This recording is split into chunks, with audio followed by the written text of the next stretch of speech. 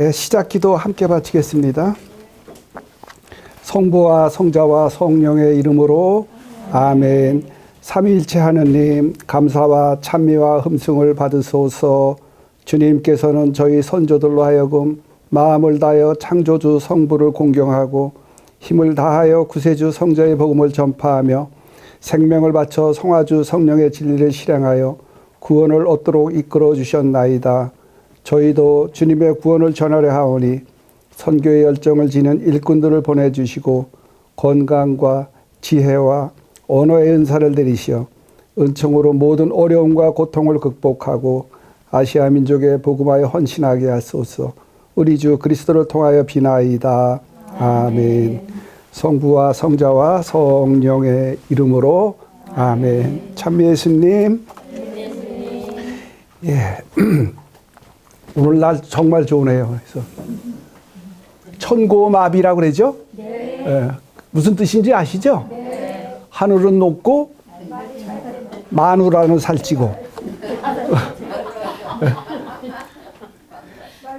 예.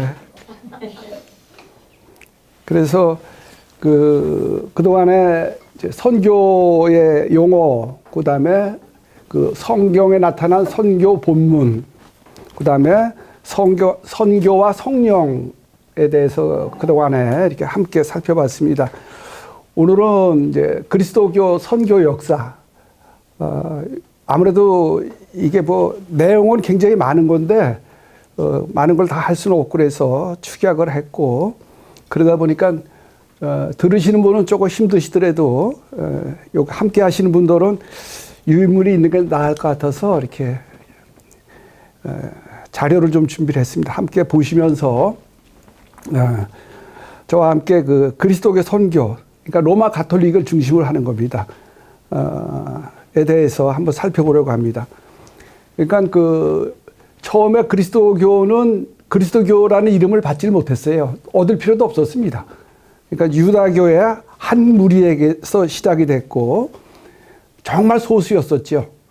그런데 이 소수가 2000년이 지난 오늘날에는 단일 종파로서는 세계 최대죠. 단일 종파로서는 전체로 따져서는 이제 이슬람하고는 조금 지금 이게 역전이 돼가는 상태이긴 합니다. 사실은.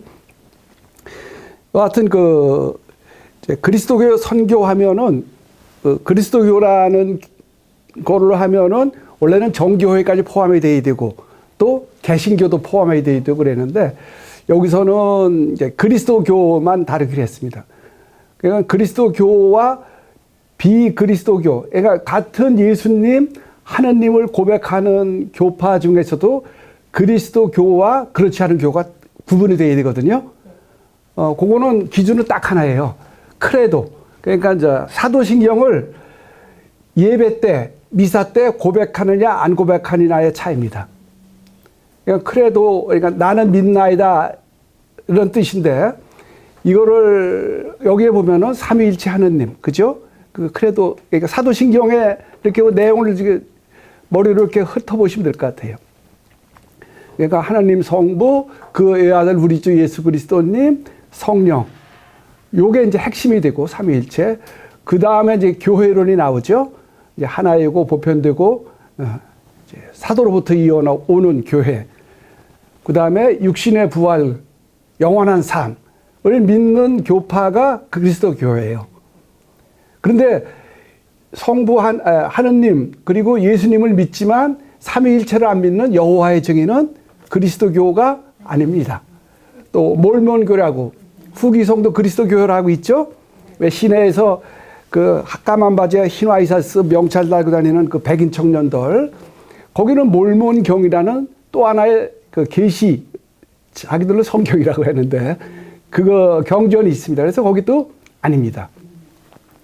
하느님, 예수님 들먹거리지만 전혀 관계없는 통일교, 이런 데는 다 그건 이제 제외하고 지금 하겠다는 얘기입니다. 그래서 그 역사를 어떻게 구분해야 되는가에 따라서는 교회 사를 다루는 곳이 아니기 때문에 선교학에 관한 것으로 제안을 하려고 하다 보니까 그 요인밀에서 밝힌 대로 보시의 구분을 따릅니다. 그 각주 일본처럼 보시는 개신교 신학자죠. 근데 이분의 선교학은 개신교나 가톨릭은 망라하고 최고의 권위를 가지고 있습니다. 그래서 이분 선교 학 교재에서 제가 구분을 따르기로 했습니다. 그래서 그 첫 번째가 원시 그리스도교의 묵시적 선교. 말이 조금 어렵게 되어 있는데 하여튼 최초의 그리스도교는 종말론적 희망으로 가득 찼던 교회였다 이렇게 이해하시면 좋겠어요.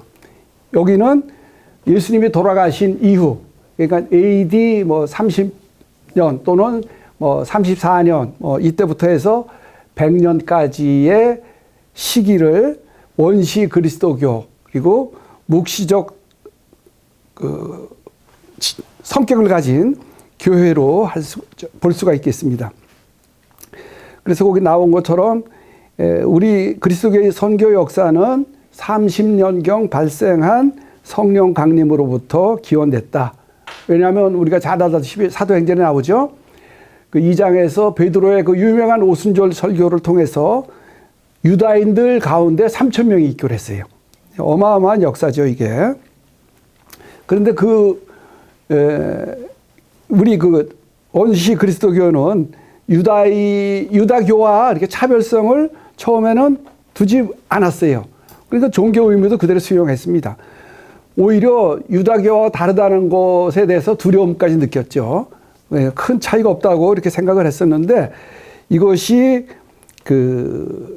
논란만큼 이제 퍼져나가기 시작을 하니까 박해가 시작이 됐습니다. 스테파노 순교 이후에 그 안티오키아 공동체가 이제 부상을 했죠. 예루살렘에서 이제 도망을 가야 됐기 때문에 많은 이제 그 사도들도 또 지도자들이 안티오키아로 갔습니다. 안티오키아가 그래서 교회의 출발 또 사도행전 11장 26절에 나와 있듯이 그 작은 공동체를 그 신봉하는 신자들을 그리스도인이라고 처음으로 불렀어요.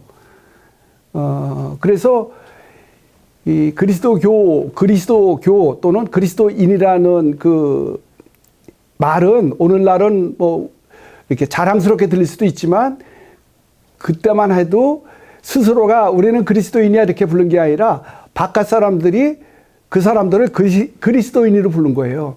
그건 뭐냐 하면은 조금 비하 또 멸시하는 호칭이었습니다. 야, 메시아가 어떻게 나자렛에서 나오냐? 나자렛 출신의 그것도 평신도였잖아요. 예수님이. 사제나 율법학자가 아니었습니다.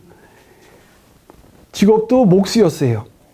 교육에 경력이 없었던 예수님을 메시아라고 고백하는 아유 저것들 이게 그리스도인이라는 호칭이었습니다. 여하튼 그래도 여기서부터 제대로 이제 시작이 된 겁니다. 그래서 우리가 사는 곳에서 잘 살펴보면은 개신교 예배당 교회명이 안디옥 교회가 적지 않습니다. 왜 그러냐면은 안티오키아를 그쪽에서는 영어 발음을 따라서 안디옥이라고 하거든요. 그러니까 그렇게 해서 시작을 했다 그래서 이 동네에서 우리도 안디옥 교회가 우리 말에 안티오키아 공동체가 되겠다 이런 그 나름대로의 비전을 담고 사는 교회라고 볼 수가 있겠습니다. 여하튼 그래서 그 안티오키아 공동체가 부상을 했습니다. 그런데 이것이 이제 로마로 건너가죠. 로마까지 이제 진출을 합니다. 그런데 그 로마 교회에서도 이제 박해를 받기 시작을 하죠. 뭐 여기서 왜 로마 사람들이 로마 제국이 그리스도교를 박해했는지에 대해서는 뭐 설명 안 드려도 되겠습니다. 다만 이 박해가 시작됨으로써 이 그리스도 교회가 나름대로 교의를 가질 필요가 있었어요.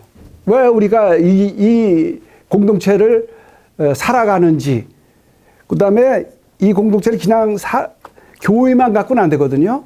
어떤 예식이 있어야 돼요. 전례가 있어야 돼요. 예배 형식이 있어야 되겠죠. 그리고 조직이 있어야 되겠죠. 그러니까 교의가 있고 전례가 있고 그리고 조직이 생기다 보니까 이것이 이제 교회로서의 모습을, 종교의 3요소가 그거거든요. 교의, 전례, 조직. 그래서 비로소 이제 교회의 틀을 갖췄습니다. 그러나 300년 동안 로마 제국에서 박해를 받았죠. 그래서 이 박해의 원인 중에 하나가 황제 숭배를 거부했고, 그 다음에 유다교의 박해 원인 중에 하나는 예수님이 하느님의 아들이라고 고백한 거. 이 예수님 때문에 이제 박해를 받기 시작을 한 거예요. 예수님 때문에 구약 성경의 하느님관이 무지하게 헷갈리기 시작을 한 거거든요.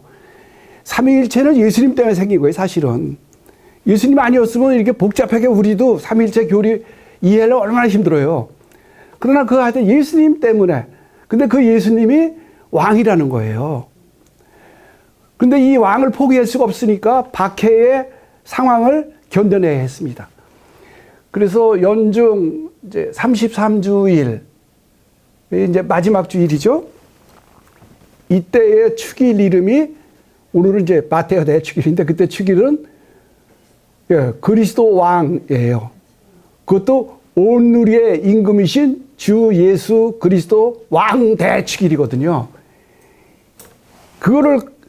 그것 때문에 이제 박해의 요인이 된 겁니다.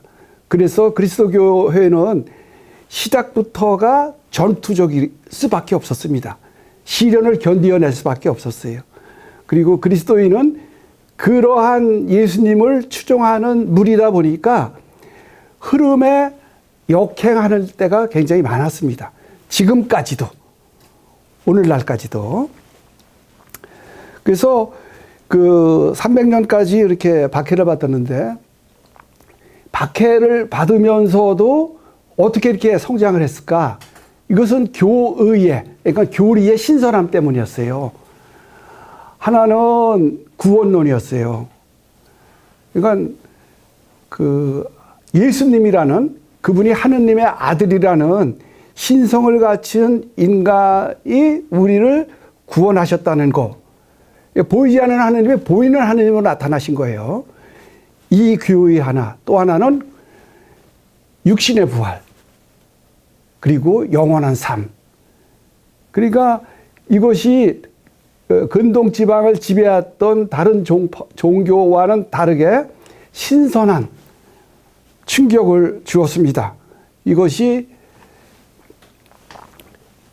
박해를 무릅쓰고도 사람들이 그리스도교로 몰려들었던 하나의 이유였기도 합니다. 이 박해는 하나님의 뜻을 실천하기 위해서 자신의 목숨을 내어놓는 거예요. 그러면 그리스도교는 창립자부터 순교자였어요. 왜냐하면 하느님이신 예수님, 우리가 성자로 고백하는 이 예수님이 신성을 죽이셨거든요. 그리고 인성을 취하신 거예요. 그리고 인성과 신성을 가지시고 이 땅에 사셨던 이 예수님이 십자가의 죽음, 그것도 본인의 뜻이 아니라 하느님의 뜻, 그 다음에 우리 인간의 구원을 위해서 돌아가셨어요. 그래서 예수님이야말로 최초의 순교자라고 볼 수가 있겠습니다. 그래서 그 그리스도교는 태생적으로 순교를 할 수밖에 없는, 또 그 순교를 두려워하지도 않는, 그래서 우리가 많이 듣는 얘기 중에, 지금 순교자 성호를 보내고 있는데 많이 듣고 있는 얘기 중에 하나가 순교자의 피는 그리스도의 씨앗, 그리스도인의 씨앗이라는, 또 그리스도 교회의 씨앗이라고도 이제 표현을 하는데, 여하튼 교회의 씨앗이 된다 그 얘기죠. 피 한 방울 한 방울이 씨앗이 된다는 테르툴리아누스의 그 말인데, 테르툴리아누스는 평신도였어요. 북아프리카 그 카르타고 출신이었는데, 이분이 이렇게 신자가 되기 전에 그리스도 교회의 박해 상황을 보는데 이게 오그라들 줄, 쪼그라들 줄, 축소될 줄 알았는데 이게 점점 퍼져나가는 거예요. 이것이 왜 그런가에 대해서 살펴본 것은 그거였던 거죠. 그러니까 교의의 참신함에 대한 사람들의 헌신, 이 헌신이 죽음과 이렇게 대비되었을 때 죽음을 물리칠 수 있는, 죽음보다 이쪽을 택하는, 그러니까 죽어도 괜찮다는 이러한 그 신자들의 모습에서 감명을 받았고 그러한 말을 남겼습니다. 그러니까 왜 우리가 많은 하는 얘기로 그 지푸라기에 불이 붙었을 때 지금은 이제 다 사라져간 농기구가 되었는데 도리깨라고 아세요?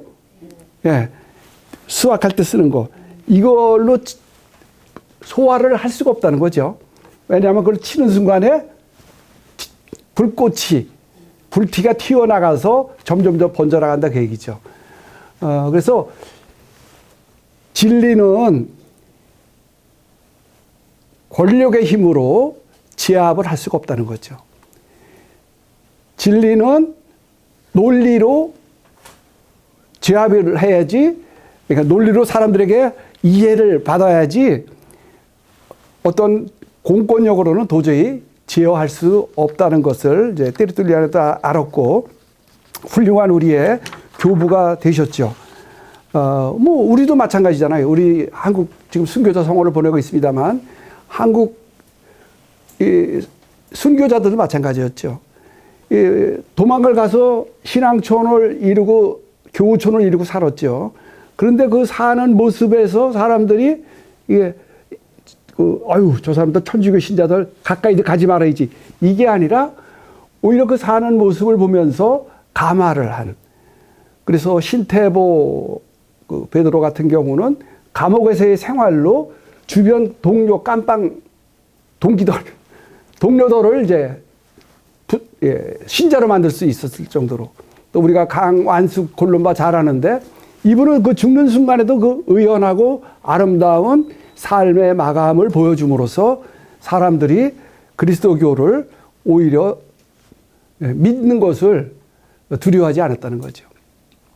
그리고 그 죽은 선배 또는 동료 신앙인들을 선망의 대상으로 봤습니다. 그 한국천주교회사라는 달래에 그 책을 보면은 그것이 아주 굉장히 자세히 잘 나와 있죠. 순교 못할까봐 굉장히 겁을 냈어요. 신자들은 순교가 은총이기 때문에 이 은총을 놓칠까봐 다른 생각 안 하려고 계속 기도를 한 거예요. 그래서 순교를 오히려 대망을 한 거죠.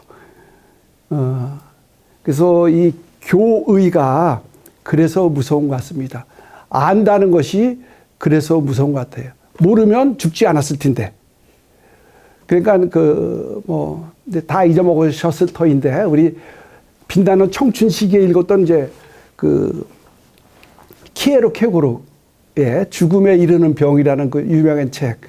그거 읽으면서 정말 아주 그 같이 고민하고 그랬던 그 시절이 있었는데 거기에 보면은 죽음에 이르는 병이 뭐 고독이라고 번역된 것도 있고 근데 절망이죠. 그런데 죽음에 이르는 병 중에 하나는 세상 현실 안에서 뭐 다는 그렇지 않지만 아는 것도 죽음에 이릅니다. 안다는 것은 죽을 수 있어요. 운전을 모르면, 그러니까 운전을 못하면 자동차로 죽을 위험이 훨씬 줄어듭니다. 그걸 운전기를 알아서 수영도 마찬가지예요. 수영을 아예 모르면 물가 안 가려고 그래요. 그러나 어설피 알으면 또 제대로 안다고 이렇게 하다가 불의의 사고를 당하는 경우에.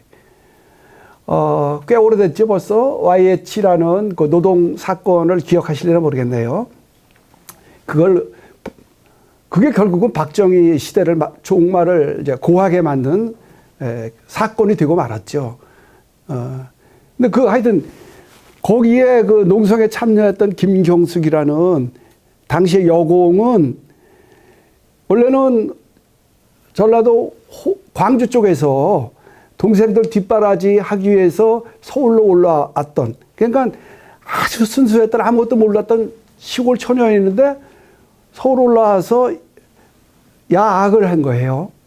주간에는 공장 근무하고 야학을 했는데 거기서 인간에 대한 권리, 노동자에 대한 권리를 배운 거예요. 그 알미 결국은 그 노동자의 그러니까 소녀의 처녀의 죽음을 초래한 거죠. 알았기 때문에 죽는 거예요. 그래서 그리스도교도 마찬가지잖아요. 하느님을 알았기 때문에 죽을 수가 있는데, 그러나 이제 다른 죽음과는 달리 그리스도인의 죽음은 죽음으로 끝나는 것이 아니라 다시 이제 우리가 믿고 고백하듯이 부활로 이어진다는 것. 이것 때문에 강력한 선망의 대상이 되었다는 것. 그것도 신비스럽기도 하지만 그것이 가능하게 했던 그러한 그 순수한 그 믿음은 아까도 말씀드렸듯이 예수님 자체, 그 교파의 창시자였던 예수님 자체가 순교자였기 때문에 순교의 길을 따르는 것이 그렇게 낯설지가 않았던 거죠. 당연한 길로 여겼던 겁니다. 그래서 그 2페이지 내용이 이제 바로 그 얘기고, 그것이 맨 마지막 줄을 보면은 순교 영성이 곧 선교 영성이라는 내용으로 이렇게 제가 한번 정리를 해보았습니다. 그래서 이쪽이 아니네요. 이쪽 고대 그리스도교의 헬레니즘 선교 이쪽의 내용들이 이제 그런 겁니다. 이렇게 해서.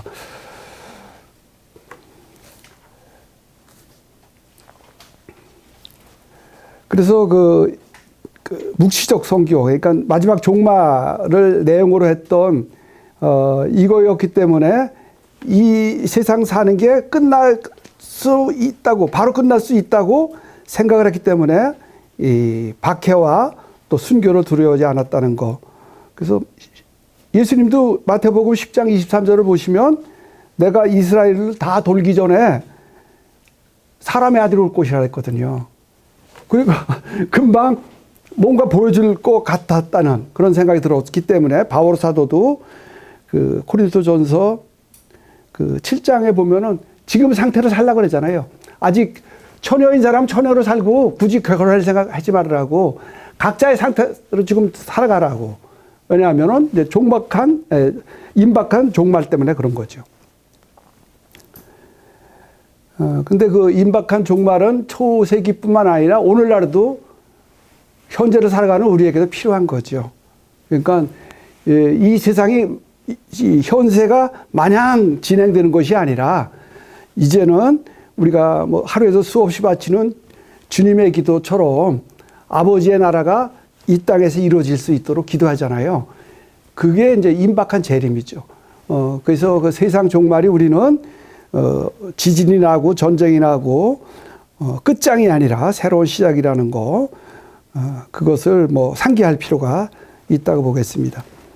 이랬던 그리스도 교회가 이제 그 100년을 지나가면서 또 그 로마로 건너가면서 그 이제 헬레니즘 교의를 받아들일 수밖에 없었습니다. 제가 지난번 강의 때 잠깐 말씀드렸던 것 같은데, 유다교 사람들에게도 부활신앙을 전하는 게 굉장히 어렵다고 말씀드렸어요. 왜냐하면 유다교의 바리사이들과 사두가이들은 이 신앙적 고백이 좀 달랐습니다. 영혼의 존재를 믿지 않는 유다인들, 사두가이가 그렇잖아요. 그들은 천사의 존재도 믿지 않았습니다. 그리고 죽은 후에 부활도 믿지 않았어요. 지금 생각하면 꽤 이상할 것 같은데 그건 당연했던 거예요. 그런데 거기에 비해서 바리사이들은 그걸 믿었어요.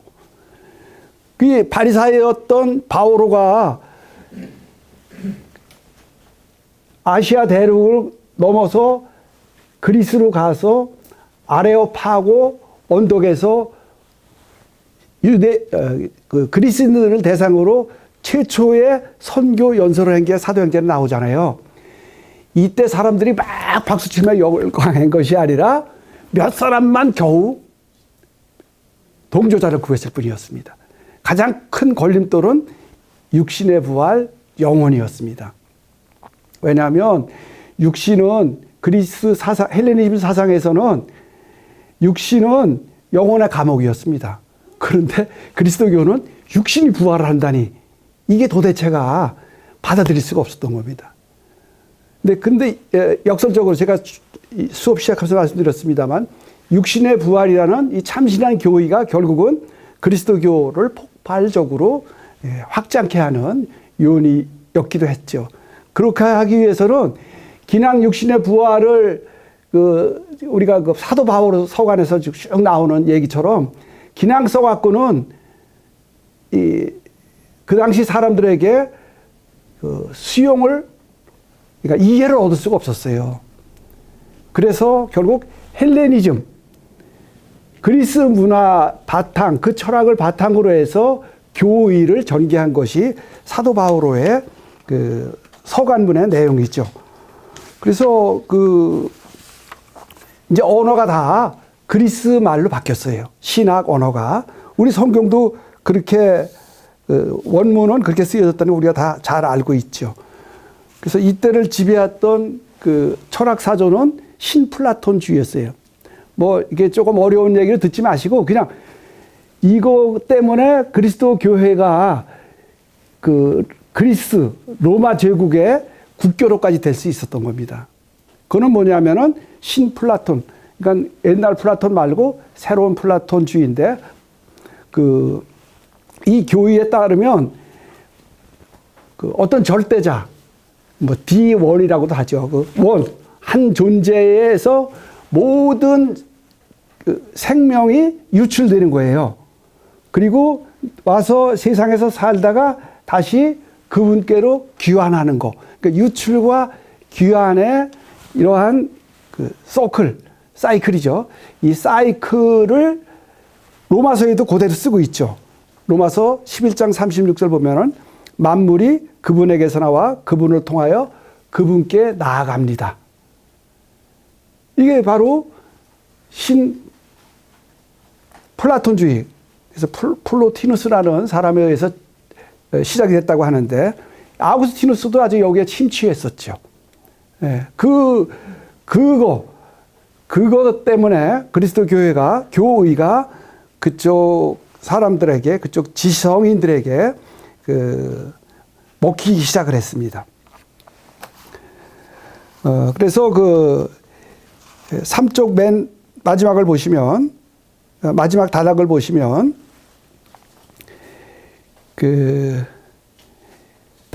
그리스도 복음을 선포하는데 어려움을 초래한 예수 그리스도의 정체성은 로마 황제의 도움으로 정리하게 된다. 이게 좀 무슨 얘기인지 이상하실 것 같은데, 이제 우리가 뭐 잘 알다시피 313년에 종교 자유가 허락이 됐잖아요. 헬레나 성녀의 아들이 로마 제국의 황제였었잖아요. 이 황제가 종교 자유를 허락을 해줬고 390년에 아예 국교로 됐는데 이 로마 제국이 엄청 커졌는데 이 종교 때문에 갈라지게 될 지경이 된 거예요. 그러니까 제국의 안정을 위해서 공회를 소집을 시킨 거예요. 그래서 최초의 공회인 325년에 니케아 거기 써드렸죠. 그 다음에 두 번째 공회가 콘스탄티노플. 그래서 삼위일체 교리, 특별히 여기 성령에 대해서 이쪽에서 많이 정리가 됐습니다. 그래서 우리가 대축일 가끔가다 하는 니케아 콘스탄티노플리스 신경을 보면은 바로 성령에 대한 얘기가 쭉 나오죠. 그 다음에 삼위일체 교리 마찬가지로 그래서 나왔고, 그 다음에 이때 헬레니즘 패러다임의 선교 본문은 요한복음 3장 16절 이것이 선교 본문이었다는 거 이렇게 좀 아시면 좋겠습니다. 그리고 나서 이제 사쪽을 가시면 중세의 로마 가톨릭 선교를 좀 살펴보도록 하겠습니다. 중세는 우선 언제부터 언제까지가 중세냐라는 거에 대해서 시대 구분에 대해서 뭐 여러 가지 역사적으로 이렇게 논란이 많습니다만은 선교학에서 또 저도 여기에 동의해서 세 번째 줄 중세의 시작은 대그레고리오 교황 임기 시작 이게 이제 그 예수 그리스도의 신성과 인성에 대한 교의가 정확히 완성된 칼체돈 공회, 칼케돈이라고도 하고는 칼체돈 공회에 끝나고서 이 교황님께서 그 임기를 시작을 했습니다. 그래서 그레고리오 이제 대자로 붙이죠. 그래서 590년부터 해서 이슬람의 콘스탄티노플 점령 1453년. 그러니까 뭐 1000년이 채 안 되는 이 기간을 보통 이제 그 중세라고 합니다. 이때는 신학이 스콜라. 그러니까 뭐 우리 저 영어로 학교가 스쿨이잖아요. 이제 스콜라가 이제 여기서 그 어원을 가지게 된 건데.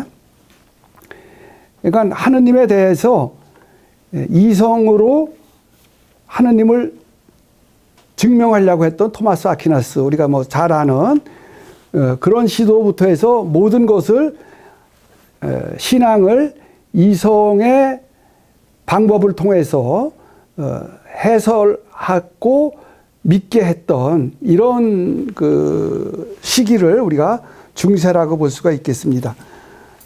그런데 그 1054년에 동로마 서로마 제국, 로마 제국이죠.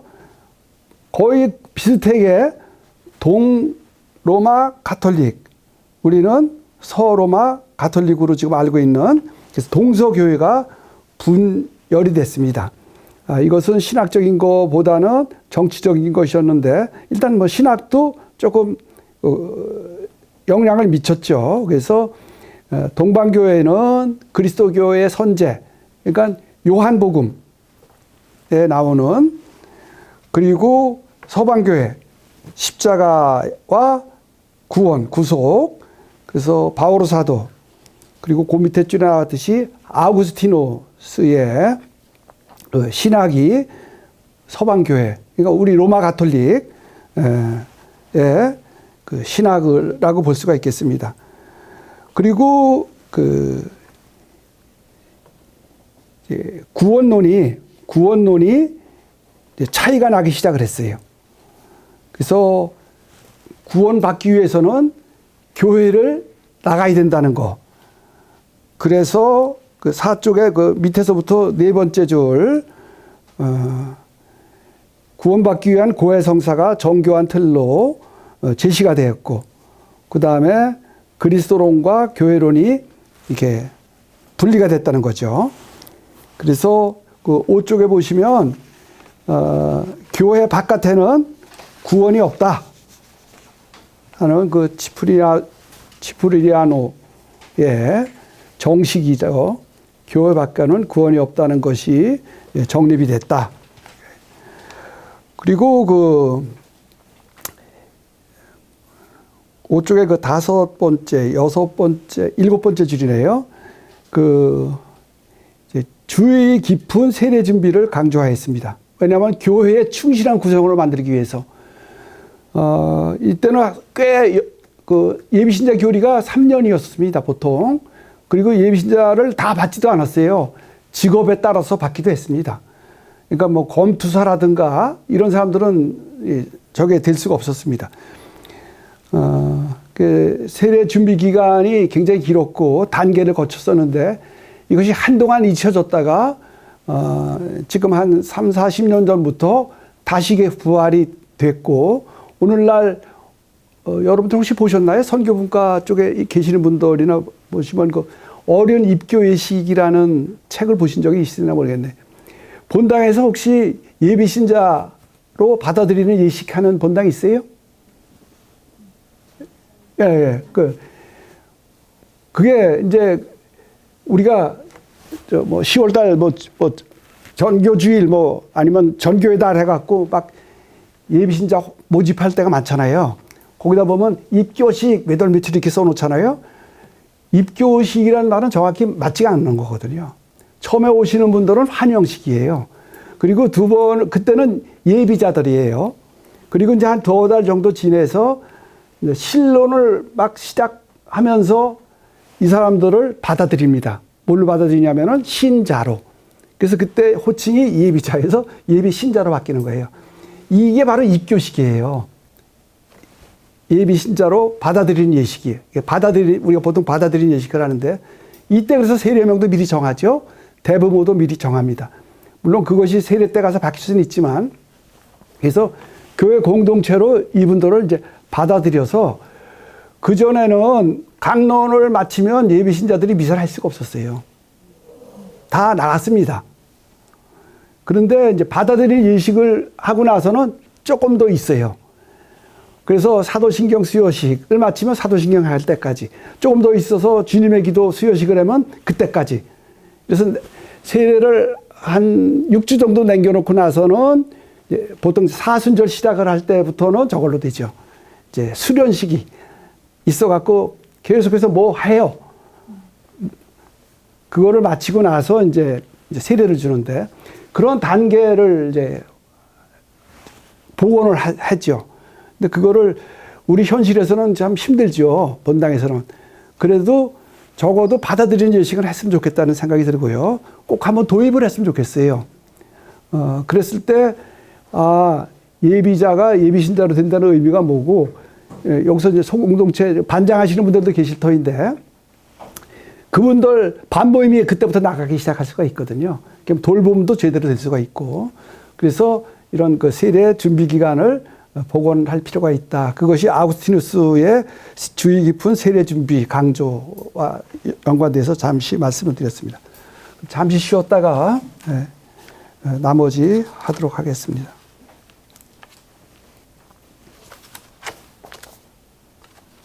마친 기도 바치겠습니다. 영광이 성부와 성자와 성령께 처음과 같이 이제와 항상 영원히 아멘. 아시아의 성인들이여 아시아의 복음화를 위하여 빌어주소서. 아멘. 성부와 성자와 성령의 이름으로 아멘.